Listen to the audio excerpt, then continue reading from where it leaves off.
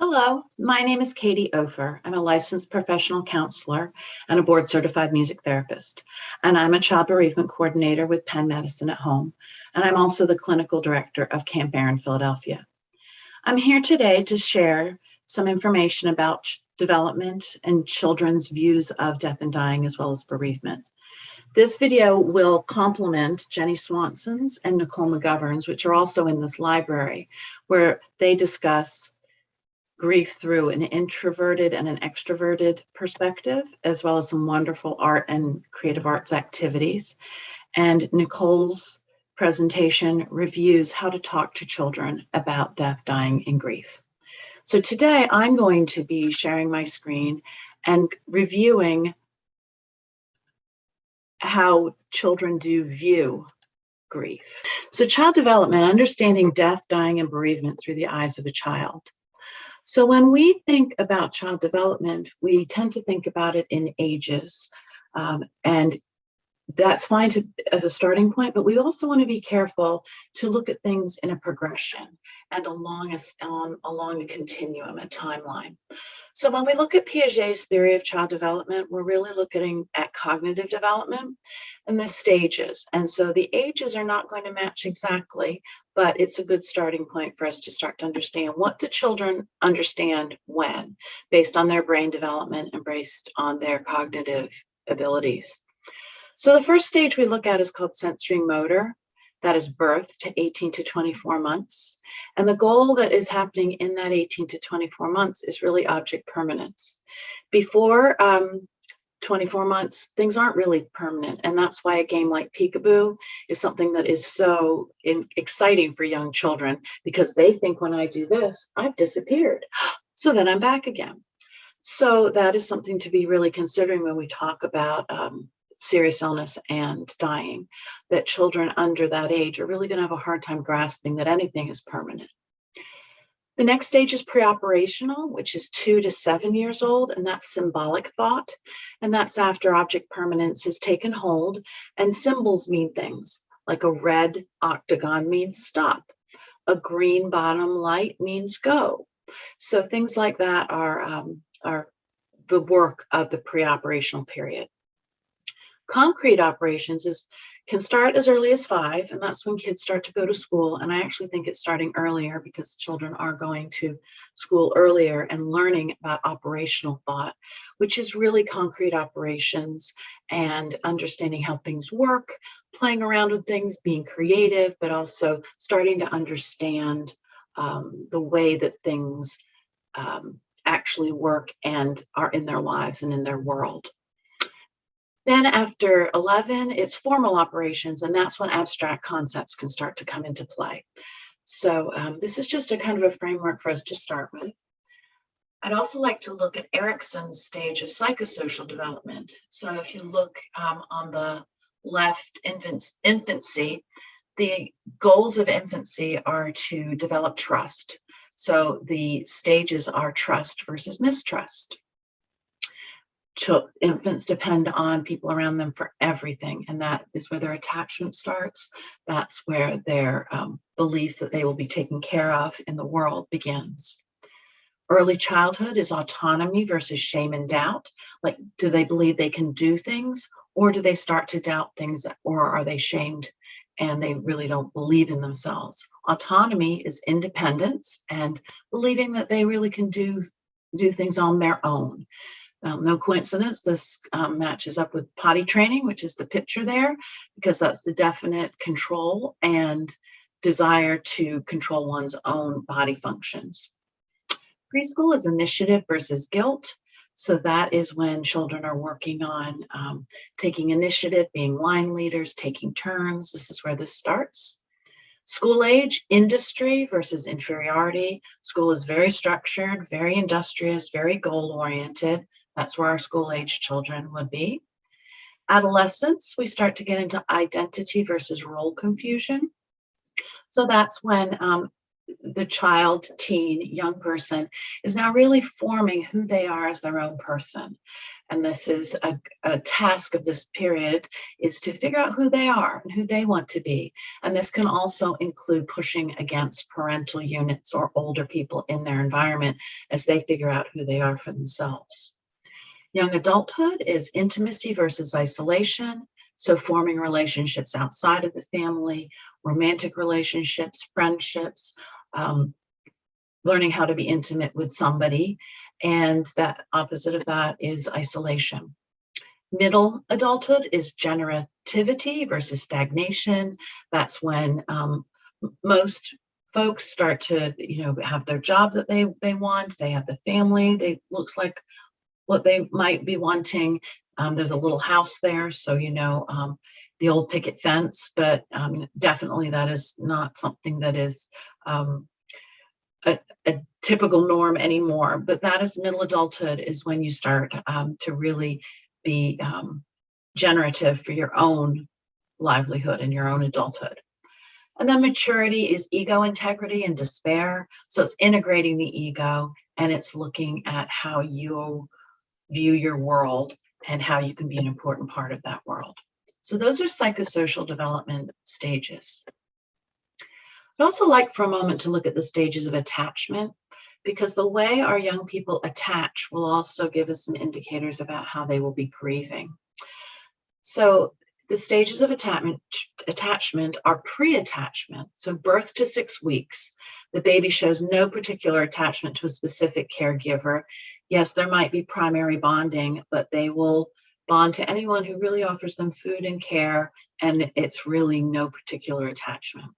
6 weeks to 7 months, they begin to show preference for primary and secondary caregivers. Discriminant, 7 months, infants show strong attachment to one specific caregiver. And then at 10 months, there's multiple attachments, so growing bonds with other caregivers. So that's important to note, the cognitive ability of children at different ages in their first year of life, most specifically. But as we look at younger children, we would be looking at how are they attached to the person who would be taking care of them, and what fears might come up that there would be no one to take care of them if this particular caregiver is not present anymore. So now we're going to look at the developmental stages of understanding death. So birth to 2 years old, there's really no understanding of death. The child does not have words for feelings. They're aware of an absence of a loved one, but they notice changes, and they notice changes around them, but they don't really connect it with death. Emotions, they have longing emotions. They miss contact, sounds, smells, and sights. They have fear of being abandoned, and they do have some anxiety. So when people say young birth to 2 can't grieve, they certainly can. They will be missing the person who was in their life. Possible behaviors are crying, sickliness, indigestion, thrashing, rocking, throwing, sucking, biting, and sleeplessness. How can we help? Physical contact, cuddling and reassurance, maintaining routines, meeting immediate physical needs, and include the child in the mourning process when possible, and also be gentle and patient. 3 to 5-year-olds don't really have an understanding of the permanence of death. To be dead is to be maybe asleep or on a trip, and there might be fantasies about where that person has gone. They may wonder what the deceased is doing. They can understand the biological processes, but have stopped, but they see this as temporary, and it really is not something they can grasp is forever. They may start to wonder what happens if the other parent dies, if this was a parent death. What will I do? How will I survive? There's also magical thinking at this age and fantasies, and they're often worse than realities. So this goes with what Nicole and Jenny spoke about, that being honest with kids and young folks is the most important thing to be doing, so that their magical thinking does not get out of control. Emotions: fear, sad, insecurity, confused, anger, irritable, agitated, worried, guilty, playful, hopeful. Some behaviors, regressive behaviors might show up, repetitive questions, withdrawn, or plays out scenes of the death and change, interested in dead things, but then also can act as if the death never happened. There can also be intense dreams, physical complaints, crying, and fighting. All of these behaviors are things that we really need to understand because repetitive questions are important to processing and owning the experience. Regressive behaviors are something that is part of a child's grief, and that is for us to be patient and to be present, and to also, as Nicole went over in her presentation, keep routines the same, let the child know that you are there.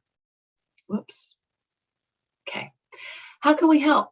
Allow the child to regress, give physical contact, encourage children to play and have fun, allow safe ways to express feelings, give simple and truthful answers to questions, maintain structures and routines, answer those repetitive questions over and over and over and over again.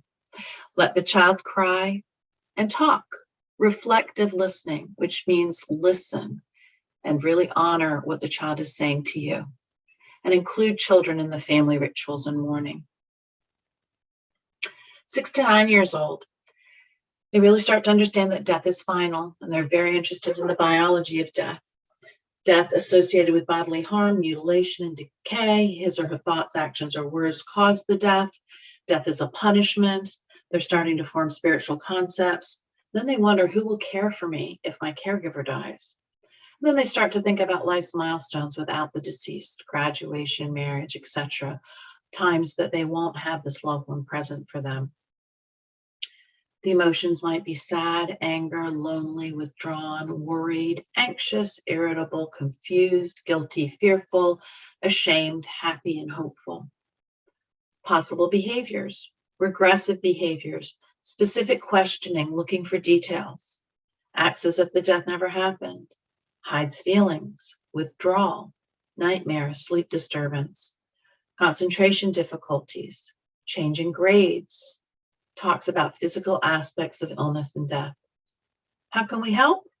Keep the child informed and be honest. Allow regressive behavior and offer comfort. Expect and accept mood swings. Encourage expression of feelings through writing, art, dance, music, sports, etc. Peer support groups, and give choice about involvement. Children can hear you talking even when you think they might not be in the room. So it's very important to be modeling and being honest with them, but being careful about what they might be hearing. 9 to 12-year-olds can understand the finality of death, maybe in some denial, may also think that his or her or their words caused thoughts or actions caused the death. They also think about their own life and what it's going to be like without the deceased. They have a high death awareness, and they're starting to formulate spiritual concepts. Emotional turmoil might be heightened by physical changes as they enter adolescence. Shock, sad, anger, confused, lonely, vulnerable, fearful, worried, guilty, isolated, abandoned, anxious, happy, hopeful. Those last two, I just wanted to also comment for a moment that children sometimes feel guilty if they start to feel happy or start to feel hopeful because they feel like they should be feeling sad all the time. So that's something we also work on in bereavement counseling is it's okay to be happy. It's okay to be hopeful within this grieving experience and bereavement. Possible behaviors, regressive behaviors, hides feelings, acts like the death never happened, aggressive acting out, withdrawal, nightmares, sleep disturbance, concentration difficulties, declining or greatly improved grades, talks about the physical aspects of death. How can we help? Keep the child informed. Allow regressive behavior and offer comfort and listen. Say, I'm curious about what's happening. Expect and accept mood swings. Encourage expression of feelings through writing, art, music, dance, sports, etc. Peer support groups are very helpful as at this age, kids learn from each other and it helps them feel like they're not alone in this experience. Be available to listen and really listen. Be mindful when you're listening and talk and share what you're going through. answer questions truthfully, offer physical contact, and give choices about involvement in caretaking and preparation for death. Choice is important because choice allows them to be in control of something. 12 and up and teens, they understand the finality and universality of death, denial, still that their words or actions might have caused the death, thinking about their milestones, high death awareness, may sense their own impending death, need to be in control of their feelings. They like to know that there's something they are in control of. And if I show my feelings, I will be weak, or that my feelings might not stop once I allow myself to feel something. Internal conflict and dependence and desiring independence, and they may utilize spiritual concepts to cope. Highly self-conscious about being different due to grief, shock, sad, anger, confused, lonely, vulnerable, fearful, worried, guilty, abandoned, anxious, happy, hopeful. Occasional regressive behaviors, mood swings, hides feelings, acts like the death never happened, acts out role confusion, withdrawal, nightmares and sleep disturbance, concentration difficulties, changes in grades, impulsive and high-risk behaviors, change in peer group, fighting, screaming, arguing, and changing in eating patterns. And these are all things to be noticing because this is how the teens are grieving. They might not have words, but they can start to control things in their environment, and that is the way they're showing their grief. You can help by keeping the teen informed, allow regressive behavior, accept mood swings, allow hidden feelings, unless risk of harm. Encourage expression of feelings, support relationships with understanding adults, be available to listen, answer questions, share your grief, watch for high-risk behavior, and then make a referral to a counselor if you feel like the behaviors of the teen need processing in a safe place. Communication is really important with children and understanding what they can be understanding at each developmental stage. Avoidance. Many don't talk about things that are upsetting. Kids know even when we try to hide things because they pick up on nonverbal cues. Kids know by what we say and what we don't say. And avoidance can send the message to a child that a topic cannot be discussed. So don't avoid talking about the illness or death or dying, but do use developmental appropriate terms. Have a dialogue. Try to be sensitive to child's desire to communicate when they're ready. Maintain openness to encourage attempts to communicate. Listen to and accept child's feelings. Offer honest explanations. And answer questions in simple, age-appropriate language, avoiding euphemisms. So these are some ways to be using the developmental information that I shared to be communicating. So we've covered a lot of topics over the past few minutes, and I appreciate you following along. I hope this will be helpful in terms of understanding what kids understand within their developmental abilities. So I wish you well on your journey, and thank you for your attention.